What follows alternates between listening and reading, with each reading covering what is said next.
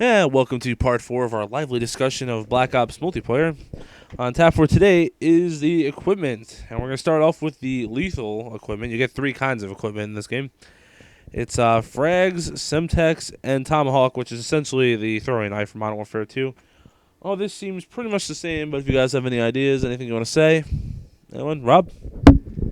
I think it'd be interesting if you could use the tomahawk as a melee weapon before you throw it. Just be, a nice visual cue, nice visual, thing to see. That's it. Nothing special. Now, when you say that, do you mean like tack knife fast or just like normal melee speed fast? No, instead of a regular knife, if you've got a fucking machete on you, a hatchet, you might as well fucking use it. Yeah, as long as they add in some good gore, that could definitely be interesting. Yeah, it is Treyarch. It is Treyarch, and they do gore, unlike Infinity Ward. Up next, we have the tactical equipment, which is it's the secondary grenades basically, and the list here is Wily Pete, which is the smoke grenade, Nova Gas, which is very similar to the Tabbing gas from World at War, except it actually does damage over time, and Flashbang and concussions, which are the same. Still, concussion is stun. And the one that's really interesting to me is the decoy, which is a special grenade that simulates gunfire and radar indicators, which I think will really add some interesting play to search and destroy. How do you guys feel about that? I'm really looking forward to the decoy. I think there could be a lot of fun done with that. I don't know how useful it'll be. It probably will be, but it's just going to be a lot of interesting stuff. And you're going to see people doing the same things to do with the care packages. It's just going to become exactly the same thing, decoy, Same thing how when you used to see that big-ass care package indicator in your face and you see the other team not getting it, you're going to go for it, and you get killed by the guy hiding in the grass next to it. You're going to see the same thing. But it just adds a lot of interesting and different ways to get kills. About the decoy, my only problem with that not a problem. My concern about it would be that it plays the same pattern of gunfire over and over again. So people will eventually catch on to it, but it'll be really cool at first. Yeah, that would definitely be interesting, especially if it does do the same pattern of gunfire and stuff like that. But that's good because it will make it so that a good player can tell. Like, once you're experienced enough, you'll be able to go, oh, I know exactly what that is. Let me be on guard because the bad guy's not going to be right there. He's going to be somewhere else looking for me, looking for him. And that just adds a skill element and a way that you can play better if you know what you're doing. I have a feeling that it's not going to go off in the same pattern every time. I think it just might be random bursts of fire, maybe one gunshot, to just use it as a distraction to make people get really confused. Another fun thing you could do is you could actually get the guns that they're using in the decoys, so people will think that whoever you're fighting is actually might be a decoy or something like that. That'd be pretty cool, I think. I like that idea. If they make it sound like a certain gun, like say they make it sound exactly like the M60 from Call of Duty 4. If anybody remembers the sound that thing had a certain sound, nothing else in the game sounded like that. So if you say the decoy sounds like an M60 and you're a guy running around an M60, so they see the red dot, they hear the gunfire and say, that's a fucking decoy. They turn their back and all of a sudden they have a guy with an M60 behind them. One thing I think it will really help with is clutching and search and destroy. It can be really hard. You got 6 guys coming down on you.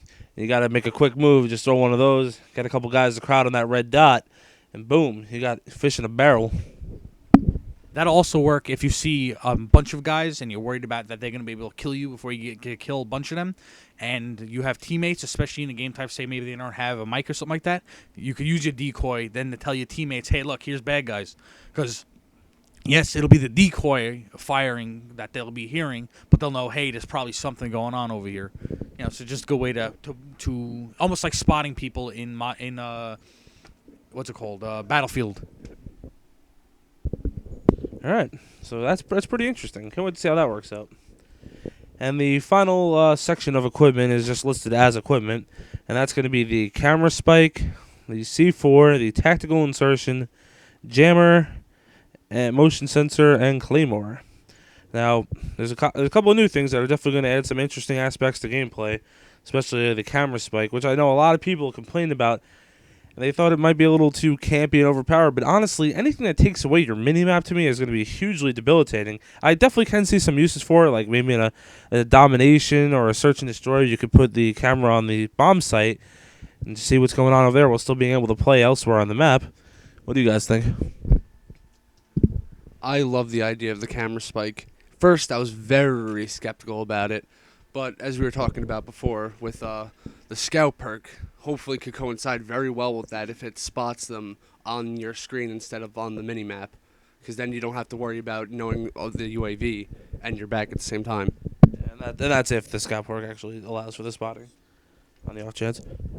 One interesting thing is I think you're going to see with that, like you're talking about the scout perk and the these cameras and the sensors and stuff like that. The mixing of perks and equipment I think is going to be pretty big in this game, especially with the various, the new variety of equipment that they've added in and a new variety of perks. The perks are less going to be cemented just to Juggernaut or stopping power or certain things that you have to have just to compete with the other people who are running around with it.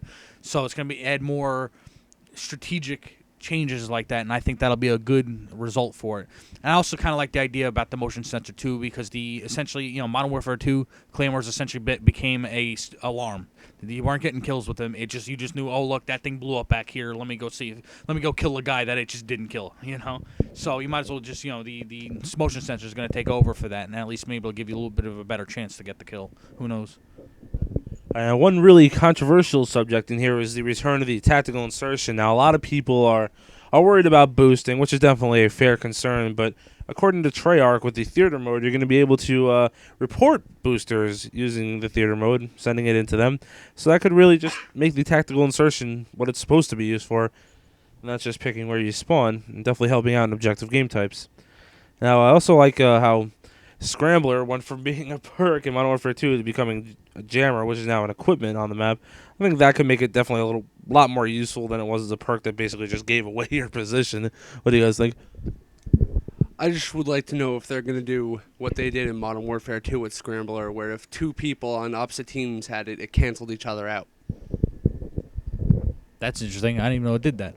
But one of the things I wanted to bring up about the spawning, the flare tactical insertion. In the end, in the last game, I know people were worried about boosting, but how big of a problem was it really? Everybody had a lot of fun finding those guys. Like, you'd see it on your map and go, oh, I know what's going on here. And you got to go fuck up and ruin the day. It was honestly not that big of a problem. And in fact, it was a bit of fun. And frankly, watching guys like the Sandy Ravage go and rip those people apart, actually, those are some of my favorite videos on Modern Warfare 2. Now, using theater mode to report people, that's only going to be effective as their customer service is going to be, how fast they go through the footage and stuff like that. So that's up in the air. They could do it horribly. Well, Bungie is right on top of it with their theater mode. They got right on right away. So if they can pull that off, that'll be absolutely perfect. Another thing is, unlike Infinity Ward, Treyarch actually cares about their players. Well, that's up for debate, I guess. But, anything else you guys want to add? All right, any other equipment? Let's see. Do we go over the motion sensor?